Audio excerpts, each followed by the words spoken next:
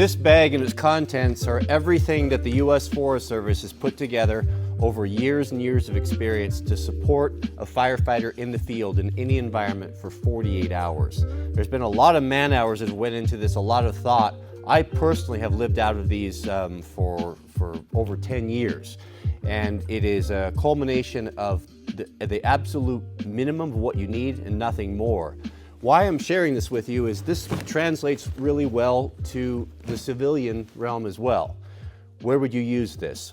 Well, we use a 3-tier system. Number 1 is your line gear, your personal gear that you have on you. That needs to support you for 24 hours. So that whether that's your modern Minuteman kit, it could be power bars, but water, clothing, everything that you would need to sustain you without sleeping gear for 24 hours. When you extend beyond that, that's when we go into this bag. This is what the red bag is all about. We're going to go into the contents of this, and I will show you how to put this together, and it's very, very efficient. There's really nothing in there that you don't need, and I personally lived out of this for many, many long deployments, and I can attest to its effectiveness. This also can be easily expanded by just taking the concepts and count the days that you're going to need, and you'll be adding food and water. But this is the basic core. This is the building block of where we start. Just for fun, and now this is the official red bag, and I would, if you could find one of these, they're on eBay. Just search USFS red bags. You're going to pay about $60 to $90 for these when they come up. Are tailor-made for this, and they're very, very excellent. They have backpack straps. They're built very robust, very strong. They have the compartments needed, and they're excellent. It's not a light bag, it's a heavy bag, but it's a robust bag. So before we start and get into the contents, let's check the weight and see what we come in at with the bag. 18 pounds. That's pretty good for all the food, drink, sleeping, everything a guy would need for that 48 hours of time. So the red bag is divided into 3 main compartments. The big compartment here is going to house your bulkier items, which are going to be your sleeping items. These also travel really well if you travel on the airlines, because this back panel opens up under Velcro, and you can stow the backup straps so they don't get hung up and torn on equipment. I'll start with the tent. Now, we're going to usually use a 3-season tent. If you don't know, tents are rated by season, meaning are they rated for high winter or extreme conditions. So when you see a 4-season tent, that's something that you're going to be able to use on Mount Everest under an austere environment. So think about that when you're deciding this. I have going to give 2 tent recommendations from someone who has spent many weeks in these tents, and the good, basic, best bang for the buck for really ultralight and small and a reasonable price is the REI Half Dome. Now, with that being said, this is a very small tent. It has a very small footprint, not much bigger than your sleeping bag. And if you have gear and stuff to store, that's going to be a problem. It has a very small vestibule, but it is an excellent tent, and I've used it. I've probably got 100 nights in this thing, and it's still going strong. You are not going to get 2 people in this. Don't even think about it. So that would be a basic budget. If you want a really good, I don't know if this is a 4-season, but it's the Hubba Bubba NX by MSR, and this is a 2-season tent. This is actually about the same weight, really close, but it's actually a little bit smaller. It compresses down a little bit smaller, and it is a heck of an amazing tent, but it's going to cost a lot more. So these are my 2 favorite tents, and I've slept in a lot of them. But if you're just talking about a single solo kit, the Half Dome from REI is pretty hard to beat. You're going to be around $320, $350 for a tent like that. Your sleeping bag. I don't like mummy bags. I'm just going to go out there and tell you, and what I have found, and the best system I found, is this one, and I'm going to show it to you because it was life-changing to me. I move around a lot in the night, and I cannot stay on top of a sleeping pad. This is a sleeping pad, kind of a thermarest. This is the new quilted style. If you've slept on the old thermarests, maybe haven't enjoyed them too much, these are completely different. This is the insulated core by Big Agnes. You'll freeze on an air mattress. We used to sleep on the air mattresses sometimes when we were at the elk hunting camps, and it's a very cold way to sleep. But these are very insulated, and they're quilted and much better than maybe some of them you slept on. And look how small it folds down to. This is a full body, full size. It's big. I'm 6'4", and I can easily fit on this. And the cool part about this particular bag, this is a 40-degree bag, meaning that's what it's rated to. If I'm going to be in a colder climate, I'm going to go down to a colder bag, a 20 or a 0. But for most cases, if you have some extra clothing, you can get by with a 40-degree bag. And what's cool about this one, the Buffalo part, is that there's no bottom in it. Now, why is there no bottom in it? The whole bottom is a sleeve, and the sleeve receives the thermarest. So basically what happens in this big kangaroo pouch here, when you inflate this, you slide it down in there, it's like a sheath, it stays with you. You can't slip off of it, even if you move around a lot at night. Also, this pack is not going to be real tight in the feet. You know, that really bothers me. I like to have a bigger, as I said, I move around, I want to have a bigger area, so it's a great, great pack. And this combination of the core and the Buffalo is very good. There's no reason to have a lot of loft and material on the bottom of a sleeping bag because it just squishes down and it doesn't provide a lot of insulating layer anyway. And the fact that this is insulated, it takes care of that. So this is a very, very good combo. And if you have not been a fan of sleeping bags, this is a good way to go. Your stuff sack or your bag that you keep them in, what I would recommend is get something, because I have to have a pillow. I just cannot sleep on anything. I just can't sleep without a pillow. You can get one that has a fleece lining. It's very soft, and this turns inside out. Stuff some clothing in there, just stuff some excess things, socks, shirts, whatever, and turn this into a pillow, and it makes a very comfortable pillow. So it has dual purpose. And this is I've slept in this for a lot, and it's a really great combination. The Big Agnes is one of the top brands, and they make high quality stuff. And you can compact this down much more. You just don't need to in the red bag. You can put this in a compression sack, and it'll go way, way down. Okay, that's the sleeping arrangements. Now let's get into the food. Now there's a small compartment down here on the bottom, the second compartment, and that's where I'll keep my food and water.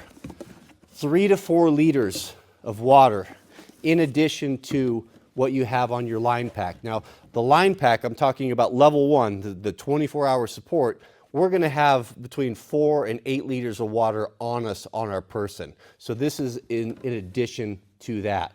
Now this is not, we're not filtering, we have to be completely self-sufficient for 48 hours. We're not relying upon streams or creeks or anything. So that's why you're not going to see any water filters in that sort of thing.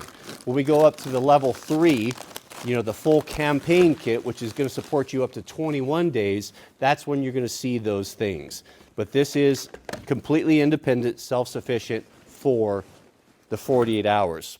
Now my cook kit is going to include this, my food, the freeze-dried camping meals. I like beef stroganoff, I like chili mac, spaghettis, stews, chilies, anything that's high protein like that. The Mountain House, these are going to be freeze-dried. All you've got to do is boil water, pour them in, and they're a big meal. Now, the serving sizes on these are not correct. I buy the big ones that are intended to be used for one person, and I find that's just enough for me. So I'm going to have 6 of those meals in here. There's 6 full meals, savory meals that taste good and will fill you up in here. And if you want to have a little treat, throw one in there that's a dessert. It's kind of a nice thing to have. I'm also going to have 2 cups of coffee. So how I do my camp stove, this is ultra light. Ultra light. That's how we got down to that sub 18 pounds for the full kit. This is an MSR camp stove right here. This is just going to be screw onto a bottle, and you can see that weighs almost nothing. Ultra light, easy to compress down. This is a titanium Snow Peak cup. This is going to be used for coffee. It's also going to be used for boiling my water for the freeze-dried kits. And what I'm going to keep nested in here are a few things. If you're a coffee drinker, it really helps your morale when you get up stiff and sore on a cold morning is to have a cup of coffee. And I bring 3 of these Vias. the Starbucks Vias. You can just heat water, you can pour them in. It's decent coffee, has a lot of caffeine in it, and it's a small thing, but there's a lot of pleasure that comes from it. A Bic lighter. I don't get the micro ones. I find the micro ones not to be as reliable as the big full-size ones, and there's just not that much weight there. A piece of tin foil that you just fold up about 4 layers, make it thick so it's a little bit supportive. You're going to, when you put these stoves together, they're not going to be very efficient. And this little fuel bottle here, this will heat enough water for the 6 meals, if you're careful. Oh, hello, Mama. Meaning you have to be efficient. If the wind is blowing these things, they're not going to direct the heat up to the top. So you can, use this foil, get it around in a way to support that, or just boil your water in the cab of the truck on the floorboard, just so you just get it out of that wind. But this is going to heat that up in no time, and with the flip-out lids here, and you can also measure. I think they're measured, no, maybe not, I don't remember. You can pretty well guess though. It'll tell you how many ounces. That's gonna be everything that you need for your camper, or for your food, right there. And that comes down pretty small. Little propane fuel bottle, your tin foil, no problem. So how I put this together is just wrap the bottle with your tin foil, put your coffees in. This is 40 hours, that's 2 cups. I only do 1 cup of coffee per day, but you're always gonna have a buddy that's gonna want one. Because he wouldn't have thought of this. And then this will all, oh, I got it all backwards. I wrapped it up the wrong way. You wanna put these in upside down. The small Giga cans will fit in the titanium cups.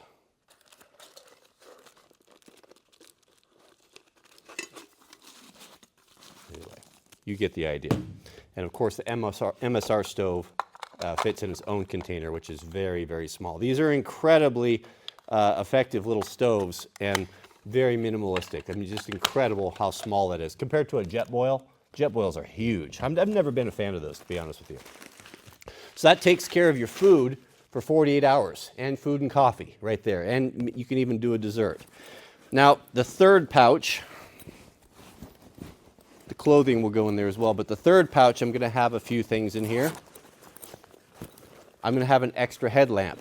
It's scary to be alone in the dark, and relying upon one source of light is dangerous. Always redundancy with your light. You just can't have enough flashlights. Lights and batteries. So make sure, I like the Black Diamond, the Icon, because it has a 4 battery pack and when you put the lithiums on there, and if you don't run it on full high, that will last you a long, long time. And 4 extra lithium batteries right there. So there's 8 batteries total for this kit.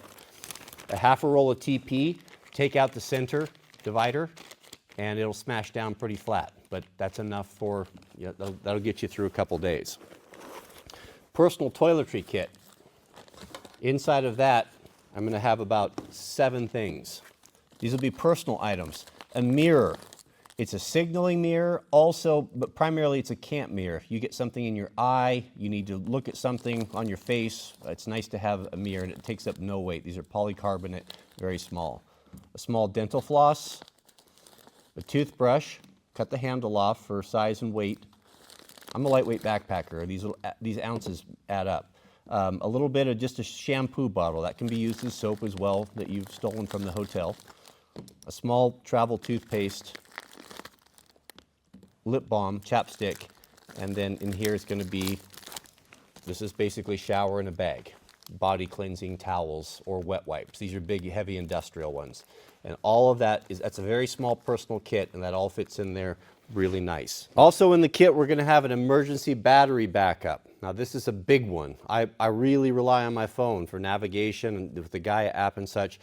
You could cut about a half a pound of weight if you went with a smaller one. This is a big one that'll charge up the phone, probably 10 times or so. So I'm all about that, and usually you'll be sharing that with people. So I usually tend to go a little bit heavier on that with the appropriate cable that you need for your phone. If you don't have an Android, I'd add a USB, just again for friends. Now for clothing, I've lived in dirty clothing and there's no dirtier environment than wildland firefighting. Soot, dirt. And what I have found, what most firefighters have found, is you can get by. If you can have a change of underclothing, you can get by. It makes your life a whole lot better. I don't mind putting dirty clothing back on if I can have clean underclothing. So there's going to be 2 full changes here. 2 full changes. Merino wool t-shirts. If you haven't tried these or worn these, I don't know where my second one went. They are extraordinary. They're merino wool. These are made by Icebreaker. They're a short sleeve t-shirt. And wool sounds counterproductive, but actually it's quite cooling. And this will insulate if it's wet. Way, way better than cotton. Not a fan of cotton. We don't wear anything that's synthetic also on the fire, because if that burns, it melts to your skin, because any polyester is made out of oil, or any logos or screen printing on your shirt, that will burn and tattoo onto your flesh. So just for fire purposes, it's 100% cotton, pure cotton, or merino wool. Merino wool is warm, it breathes well. These are wonderful t-shirts, they'll change your life. So 2 of these. This is a 48-hour kit, so each day a fresh change of underclothing. So the t-shirts, the socks. Socks are so important. The best socks I've ever bought, the ones that lasted the longest, are 0.6, made in USA. I've had good luck with Darn Tough as well, but 0.6 are better. I had a lot of Darn Tough that I've torn. When I pull up, I get in a hurry or I pull too hard. Maybe it's because I have big feet, and I've ripped many of those socks before. It could be user error, but I do the same procedure with the 0.6s, I think it's 0.6, which are USA made. I've never torn these up, and they're just excellent, excellent socks. Extra heavy. I like extra heavy because of blisters. When you lace up your shoes, when you're starting, lace up your shoes tight. When you put weight on your shoulders and you've been hiking for a couple hours, your feet will widen and lengthen, almost half the size. So lace up tight when you start, but adjust the laces throughout the day. And to be able to change a pair of socks throughout the day makes a big, big difference. You have to take care of your feet, because once you lose your feet, you're done. I don't care how tough you are. So 2 pair of socks and undergarments. There's the other shirt. Yeah, 2 shirts, and then underwear, 2 pair of underwear, and then an extra pair of leather gloves right there. And that makes up the entire kit. Now people are going to say, well, where's your compass and your fire starter and all that? That is all on your main line kit. That's your main stuff. That's 24-hour survival kit. We're assuming you have all that stuff. Your GPS, your compasses, your maps, your primary drinking water, your power bars, all that sort of thing. Appropriate clothing, right? This is an addendum to this. This is the phase 2. This is the addition to. This is how you extend that for an overnight operation, for an overnight campaign, whatever you want to call it. You're not going to be very comfortable sleeping in your car in a 24-hour kit. And people say, I'll just sleep in my car. No, you need rest. Rest is very important for recovery, especially if you're hiking, you're carrying weight, you're working hard, you're firefighting. It's just not an option sleeping in a car. It's not possible. You have to have a proper bedroll, and this is what this is. This is the addition to that. So this is what extends it. So as I said, if you want this to be a 7-day kit, well, you just need to add the water. Either add the water or water filtration. If you have a source, you're adding food. How much food do you want? So you're adding food. But the basic core of the whole kit is there. I'm going to add a small solar panel that I can put on my backpack so that I can recharge this throughout the day. There's just a few things you have to add, but not very many. Maybe extra fuel bottle, that sort of thing. But this is, save this video or write this list down and have this, so this is kind of where you start, and then you can tweak it and tailor it for what works for you. But I can tell you, as someone, I've had this on my dirt bike, where I've rode my dirt bike twice, all the way from here to Canada, all the way across Washington State in 5 days, and this is what I lived out of, and I didn't want for anything, minus the food, right? So this is a good place to start. And I'll put a list to all of the things that I can find in here, my recommendations, down in the subject heading, if that helps. People like that. And we'll go from there. So thank you for watching. If you're interested in the 21-day, the full campaign kit, we could go into that, but it is somewhat redundant. It's not much different than what we have right here. It's just adding clothing. If we're going to be 21 days, that might be 21 days of socks. If you can take the weight, if you can take the room, are you carrying this on your back, or is this a truck rig? So you have to decide on that. But 17 pounds is pretty decent, especially with this heavy bag. All right, thanks for watching. May God bless you and your families. Please keep us in your prayers. And we'll see you all on the next video.